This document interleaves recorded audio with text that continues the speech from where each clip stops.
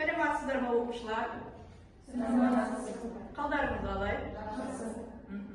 Оқушылар, бүгін біздер ашық сабақ өтеміз. Тақырыбымызды, яғни барлығын түсіндіретін боламын. Қазір біздер түгеліміз ғой, түгелімізді түгендеп топқа бөліп жіберейін. Қазір осы платформа, онлайн платформасы арқылы сіздерді топқа бөледі қазір. Топқа бөлінгенде бірінші топында, екінші топ осында отырамыз. Түсінікті ме? Ал енді кеттік.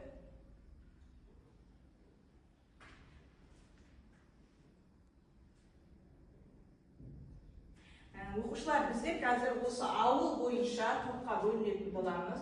Яғни қазір біздер ауылдарды аралайтын боламыз. Әр қайсымызға өзімізге жеке тай беріледі, жылқы беріледі. Яғни бағалауда сіздер жылқы қаншалықты 10 балл беріледі, ол сіздерде бағалауда. Сол бағалау бойынша жылқы алға қарай жылжыса, сіздер қанша балл алғаныңыз содан белгілі болады. Оны мен қазір сіздерге түсіндіріп өтетін боламын. Түсінікті ме?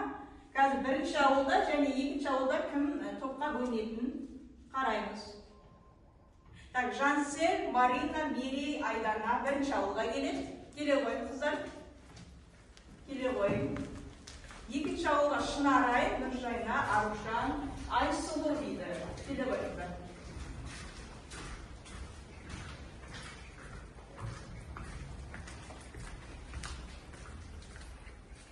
Жақсы оқушылар, қазір мен сіздерге міне таныстырып өтемін. Біздер бағалау парағымызды таныстырып өтейін. Біздерде дискриптор 10 балл екен білесіңіз. Ең жоғарғысы сіздер мына жылқы бойынша қаншалықты былай осы ауылға жетесіңдер, қаншалықты шаба аласыңдар, соны осы бағалау парағымен білетін боласыздар. Солай ғой, сіздің әр дұрыс жауап бергеніңізге 1 балдан қосылып отырады. Түсінікті ме? Жақсы. Ал кеттік.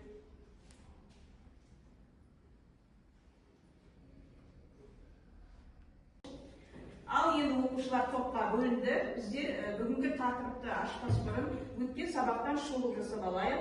Өткен сабақты шолу бірер нұсқаулығы қандай циклдерде қолдануға болады. Сіздер алдыңғы сабақта бірер нұсқаулығын өткен болатынсыздар, яғни бірер цикл өткен болатынсыздар. Ал енді оқушылар барлықтарыңызға ұялы телефон бар ма? Ұялы телефон бар. Яғни сіздер QR кодты қасына жақындап өзіңіз осы тапсырманы алуға болады. Workflow программасы арқылы қандай сұрақ берілген көретін болайық. Кеттік. Келе ойыңыздар, жақындаңыз.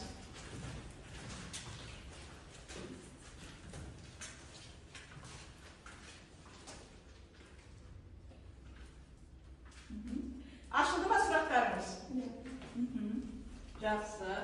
Ал енді осы сұрақтарға жауапты дайындап көрейік.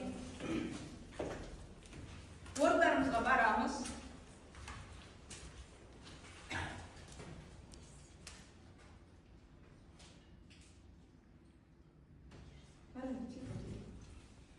Жақсы оқушылар. Ал енді бізде қандай сұрақтар берілген екен? Бірінші сұрақ, бірек нұсқаулығы дегеніміз не? Бірек нұсқаулығы дегеніміз не? Шынарай? Бұл цикл, яғни солай ма? Тағы кім қосары бар? Тағы қосасыздар ма? Көрейік жауабын. Белгілі бір қойылған шарт орындалумен ағымдағы цикл жұмысын, яғни бірі не істейді?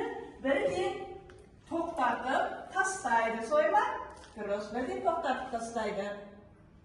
Келесі, екінші сұрақ. Кім жауап береді?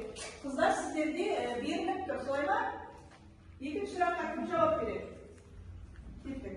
For және while затында қолдануға циклдерді қолдануға. Бірек нұсқаулығы қандай циклдерде қолдануға болады дейді. For және while циклдарында қолдануға болады дейді. Дұрыс жауабын көріп жіберейік. For және while циклдарында көруге болады екен. Келесі үшінші сұрақ. Бірек және континуум нұсқалықтарының қызметіндегі негізгі ұқсастығы мен айырмашылығын атаңыз дейді. Қандай ұқсас пен айырмашылығы, Марина? Негізгі ұқсастығы айырмашылығы жоқ, бірақ брейк жалғасып келе жатқан шартты тоқтатады, ал континуум болса тоқтап қалған, жалғасып келе жатқан шарттың тоқтап қалып, келесіне жалғасып кетуі. Дұрыс айтасың. Яғни континуум келе жатқан тапсырманың орнында тоқтатып барып келесі қадамға көше береді, солай ба? Ал брейк болса, ол жолдан тоқтатып тастайды. Келесі төртінші сұрақта. Міне, for I in range, 1-ден 10-ға дейін. Егер, if I тең болса 4-ге, онда брейк. Бұл жерде есеп қалай шығарыпты? Яғни цикл неше рет орындалып тұр? Кім жауап береді? Цикл 4 рет жұмыс істейді. Дұрыс айтасың, 4 рет. Яғни оқушылар, бұл жерде сіздерге 1-ден 10-ға дейін сандарды беріліп тұр, солай ма? Сізге 1-ден 10-ға дейін болғанда тек қана ең соңғы сан 9-ды алады, 10-ды алмайды, солай ғой? 1-ден 10-ға дейін сандарды шығарып, барып 4-тен тоқтап тұр. Брейк не дейді? 4-ден содан брейктен тоқтап тұр. Келесі, циклде бірнеше брейк нұсқалығын қолдануға бола ма? Айталы, Мерей. Шартта бойынша брейк қана орындалады. Дұрыс жауап көрейік. Болады, бірақ шарт бойынша берілген алғашқы брейк қана орындалады дейді. Жақсы оқушылар, бүгінгі телефондарымызды қоямыз. Бүгінгі тапсырманы өткен тақырыпты шолуды жақсы орындап шықтыңыздар. Отыра беріңіздер. Ал енді оқушылар, сіздер өткен сабақты шолу жасадыңыздар. Ал бүгінгі тақырыбымыз қандай екенін сабақты ашу ойлау әдісі бойынша сіздер сұрақты қараңызшы. Біріншісі, брейк пен континуус цикл басқару нұсқалықтарын программа жазуда қолдана білу қаншалықты маңызды? Кім айтады? Қаншалықты маңызды? Кім айтады? Сұраққа кім жауап береді? Яғни брейк пен континуус бізде циклде қолданыла ма? Циклде де қолданылады, осылай ба? Иә, қолданылады. Елзе? Бізде брейк қана орындалса, брейк қана шығады, ал континуус бізде қайталанады. Ал оқушылар, біздер өткен сабақтан шолуды жасадық, ал ендігі сабағымыз бізде қандай тақырып келіп тұрғанын біз көреміз. Яғни сабақты ашу үшін біздер ойлау әдісі бойынша көрейік. Бірінші сұрақ, брейк пен континуус цикл басқару нұсқалықтарын программа жазуда қолдана білу қаншалықты маңызды? Кім жауап береді? Айдана жауап береді. Бізде брейк дейміз, бұл брейк қана қайталанады, ал континуус дегеніміз ол қайталанып тұра береді, қайталанып келе береді. Жақсы, отырады. Ал екінші сұраққа шарт тексеру дейді. Шарт тексеру операторының LZ командасы қандай қызмет атқарады? Кім біледі? Кім ойланады? Кім жауап береді? Жақсы, Аружан жауап бере ғой. Егер де бірінші шарт орындалмаса, бізде екінші шарт бар, сол else арқылы орындалады. Жақсы, яғни бірінші шарт орындалмаса, онда else орындалу керек. Бірінші шартымыз бізде if деген. Егер деп ойланып тұрады. Егер де бұл команда орындалмаса, онда бізде екінші шарт бар, else шарты. Else мен орындалады. Түсінікті ғой? Жақсы, оқушылар. Ал енді оқушылар, қазір бізде қандай тақырып келіп тұрғанын көретін боламыз. Бізде қандай тақырып келіп тұр бүгін? Else циклын басқару. Яғни else қандай қызмет атқарады бүгін білетін боламыз. Сіздер жұмыс жасайсыздар осы арқылы. Бүгінгі сабағымыздың мақсаты цикл басқару нұсқалығының қолдану, яғни continue, break, else. Сіздер оны continue, break'ті алдыңғы тақырыпта өттіңіздер. Ал енді сіздер else туралы кішігірім видео қарап алайық. Тақырыбы Python түріндегі else циклын басқару. Else қалай жұмыс жасайды? Else for және while циклдерінің сыртында орналасады. Цикл шарты ақиқат болған жағдайда цикл денесі орындалады. Әйтпесе, шарт жаман болған жағдайда else циклының операторлары орындалады. Енді бұл сызбасымен таныстырайын. Бұл жерде цикл шарты беріледі. Егер шарт ақиқат болған жағдайда, онда while немесе for циклының командалары орындалады. Әйтпесе, else цикл командалары орындалады. Яғни циклдің шарты жалған болған жағдайда else циклының командалары орындалатын болады. Енді мысал қарастырайық. Мысалы, ұзындығы n бүтін сандар тізбегі берілген. Осы тізбектегі 10 сандардан тұрса, онда тізбектің қосындысын есептеу керек. Әйтпесе, тізбекте теріс сан бар деген жауапты экранға шығару керек. Бұл жерде for циклы берілген, циклдің ішінде шарт беріліп тұр. Егер x санын 10-ден кіші болса, онда тізбекте теріс сан бар деп, брейкпен программа тоқтайды цикл. Әйтпесе, else-тен кейінгі print командасы орындалады. Келесі мысал, санның цифрларының құрамында 5-тен кіші цифр болмаса, онда мұндай санды мықты сан деп атайды. X натурал саны берілген, осы сан мықты сан болса, иә, әйтпесе жоқ жауабын экранға шығаратын программа құру қажет. Бұл жерде while циклы қолданылған, циклдың ішінде шарт беріледі, егер қанымыз кіші болса 5-тен, онда жоқ деген хабарлама шығып, брейкпен цикл тоқтайды, әйтпесе иә деген жауап шығу қажет. Бірінші есеп, бұл жерде n натурал саны берілген, цифрлардың арасында 7 цифр болса, онда error деп хабарлама шығу керек, әйтпесе цифрлардың қосындысы экранға шығу қажет. Бұл жерде шарт беріледі, егер қанымыз 7-ге болса, онда. Ал енді оқушылар видеоны көрдіңіздер, видеоны түсіндіңіздер ме? Өзінің қандай қызмет атқаратынын? Жақсы. Ал енді келесі тапсырма. Бізде топтық жұмыс бар екен. Топтық жұмыста сіздер қазір екіге бөлініп тұрсыздар, солай ғой? Енді сіздерге қазір функционалдық сауаттылыққа тапсырма беріліп тұр. Бірінші топқа, яғни Маринаның тобына ауа райы тексеріледі, екінші Шынарайдың тобына шығармашылық тапсырма беріліп келіп тұр.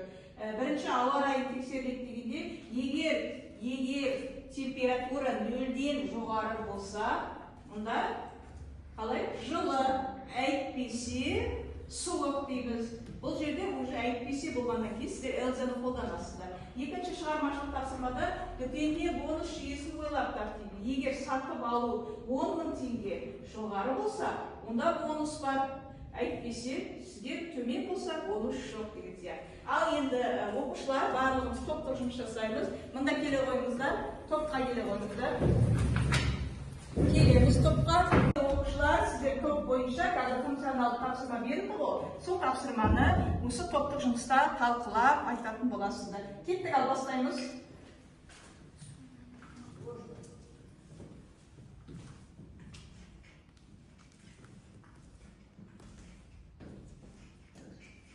Маркерлер қолдануға болады. Әртүрлі.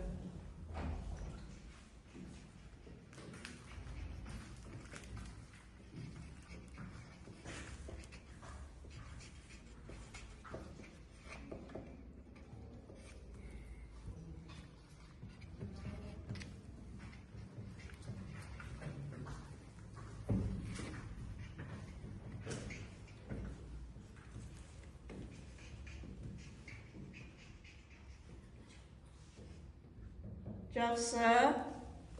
Екі топта жақсы орындап келе жатыр.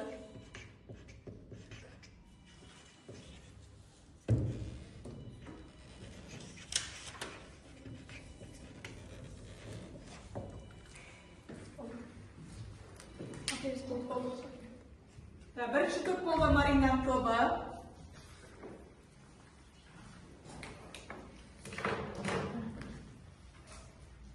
Қазір осыны қорғайсыздар, қандай цикл қолданыңдар барлығын айтатын боласыздар.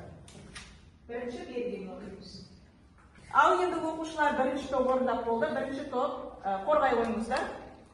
Сіздің берілгені қандай еді? Егер температура 0-ден жоғары болса жылы, төмен болса суық. Қандай программа құрдыңдар?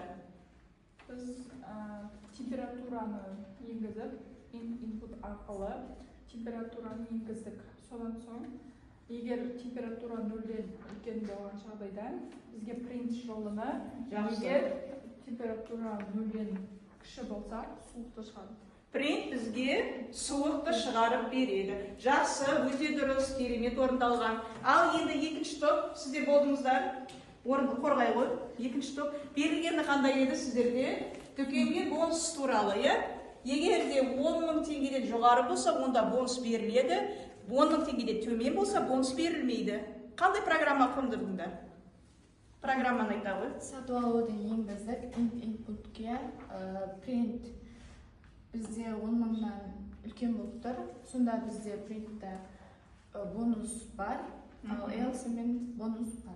Егер де төмен болса, else-ні алдыңдар, солай ғой? Else циклын алып, бонус жоқ деп жаздыңдар. Жақсы, өте керемет. Ал енді оқушылар, сіздер қазір бізде сол топта тұра беріңіздер. Қазір бізде жеке жұмыс.